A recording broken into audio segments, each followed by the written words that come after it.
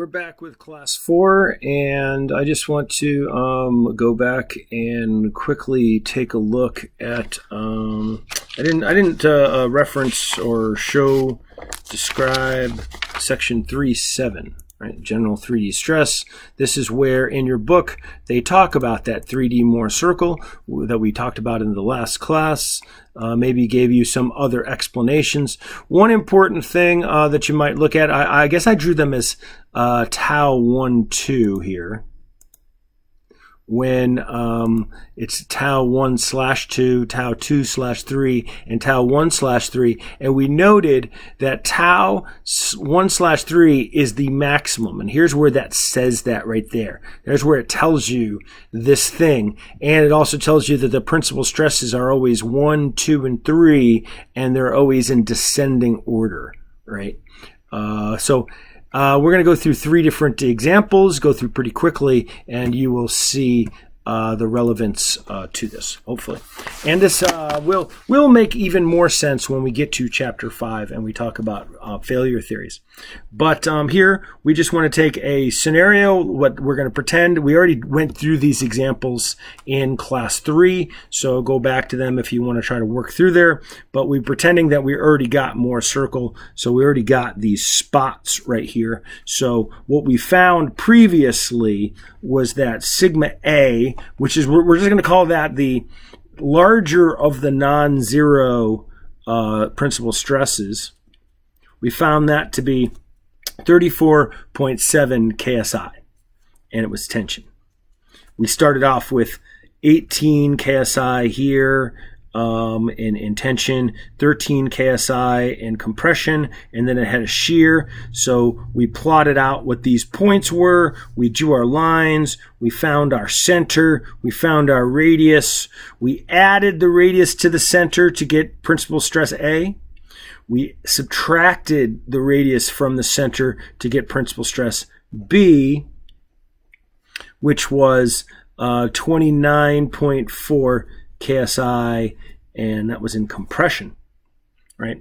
Also, we could have made that negative, but I prefer to talk about tension and compression when we give the final answer to the thing.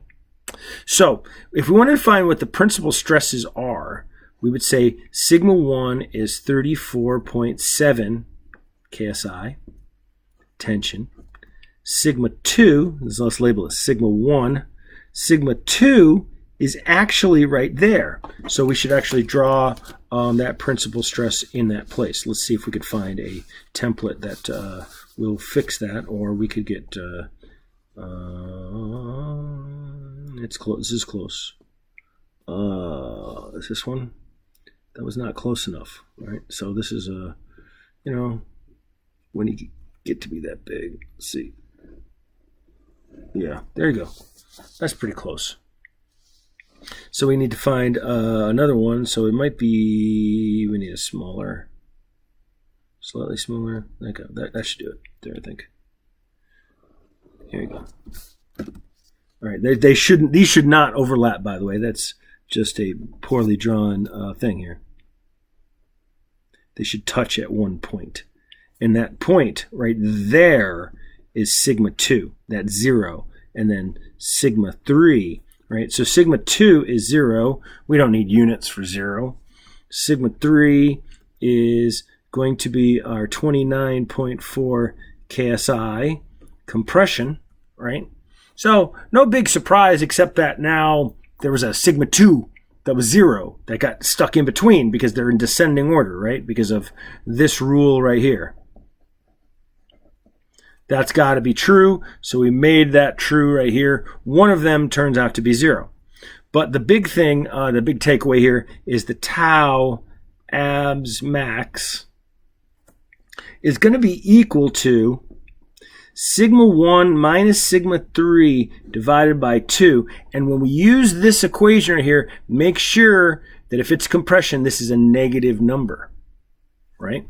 So we will have 34.7 minus 29.4 divided by 2, and what we'll end up with is 32.0 KSI. Now, for this problem, And we don't put tension or compression next to that, right? It's shear. It doesn't have tension compression. It's a stress that's coming shear-wise, right? And just, bear in mind that that is actually what the radius was. That, like back in this problem right here, the radius was equal to 32 KSI. So you might start to think that, oh, well, let's just always make it to the radius. But no. You have to look for these other two scenarios, and that's why I had these other two problems as examples. So here's another example that we did in class 3. And when we got done with it, if it'll ever focus, come on. What's wrong with you? There you go. When we got done with it, what we found was sigma A was negative 33.1 megapascals, if we had all of these things to start with. And sigma B was negative 123 megapascals, right? So, knowing that one of them in plane stress is always going to be 0, what we end up finding, is that one of our principal stresses, we could just write them out. Sigma 1 is 0. Sigma 2 is negative 33.1 megapascals. And, well, I prefer to write down as compression if I was going to, when I ask for an answer for something. 123 megapascals and compression. The positive and the negative, yes, it is true, but I just want you to communicate that, that not just thinking in terms of math, think about terms of the real things that are taking place. It's squishing, right? That's okay. But let's see. So we know that this principal stress, let's see if we're going to find one that looks like it's pretty close. Here's that Mohr circle, and then we're going to have one. Let's see. Yeah, you're going to make me mad, aren't you? There you go. So there's sigma 1, sigma 2, and sigma 3. And the really important one is tau abs max. And maybe I should have labeled that up here, tau abs max 2, to be fully labeled. Right, and then this guy right up in here. No, I'm sorry. I have to finish this up. Tau abs max is going to be equal to sigma 1 minus sigma 3 divided by 2. And if we do that math out, you'll see that it's going to be 0 minus 123 divided by 2. And so you minus, by the way, and we're going to have the abs max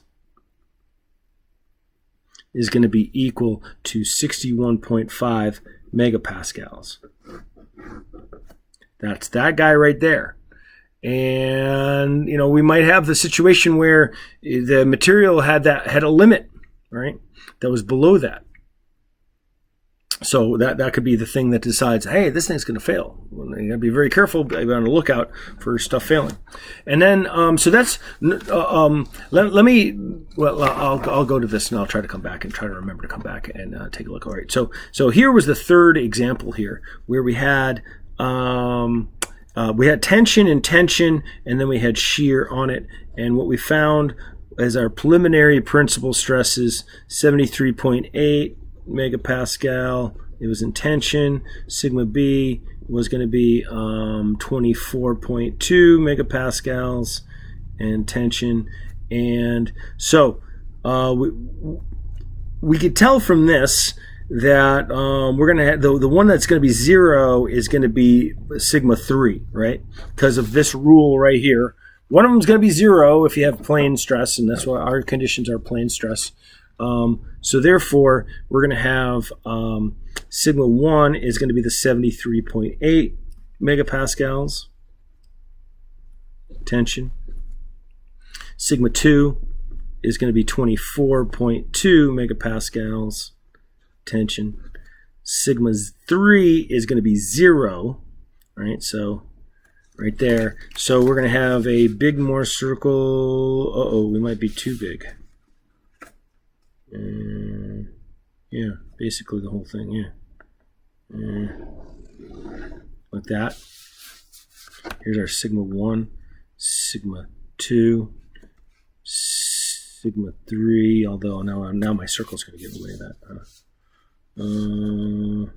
Try to find... Poor planning. Actually, kind of worked out. I think it's going to stay inside the circle. Okay, there you go. All right, so there you go. Oh, and look at that little dippy-do right on there. And we know that their tau abs max is going to be up there. And so the tau abs max in this scenario, which again, once again, it's sigma 1 minus sigma 3 divided by 2. And so you're going to get 73.8 minus 0 divided by 2. You get a tau abs max of 36.9 megapascals. Right there. All right, 3D Mohr circle. Not that complicated, but you want to make sure that you remember to check this out and to complete the entire process. All right, I have one more page to go, and I say for the example, for the 3D Mohr circle, for the example that we did 2 videos ago, for that scuba tank, remember that we had, for that inside surface of that scuba surface tank right there, we had a hoop stress of 123 megapascals. Is that true? I think so. And then we had a longitudinal of 56.6 megapascals.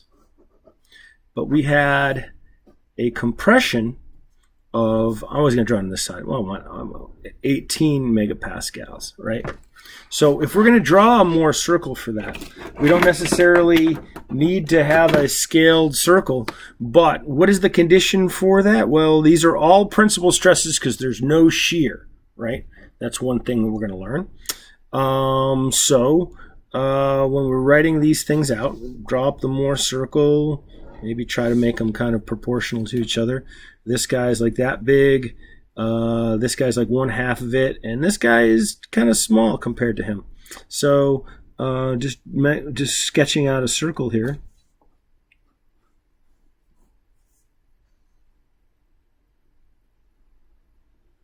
How'd I do? Not great.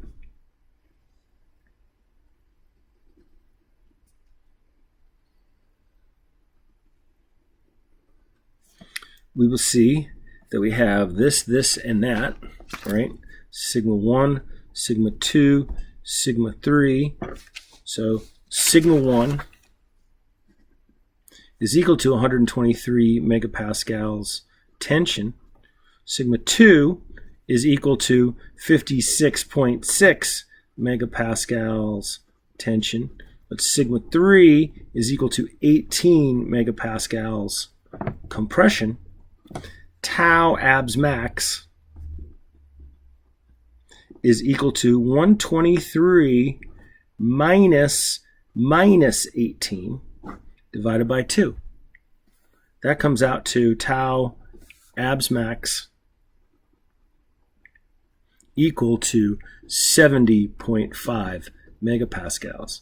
And if we are designing this based on the maximum shear stress theory, and we have a known strength in shear strength, we would divide those two, and we would get out with what's called a safety factor, which is something that's coming up in classes pretty soon, and is one of the most fundamental and important things that you could possibly cover in mechanical design.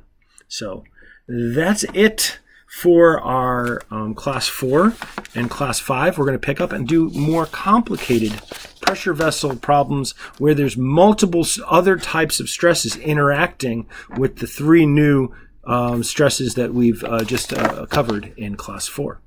So hopefully this was digestible material, and have a great day.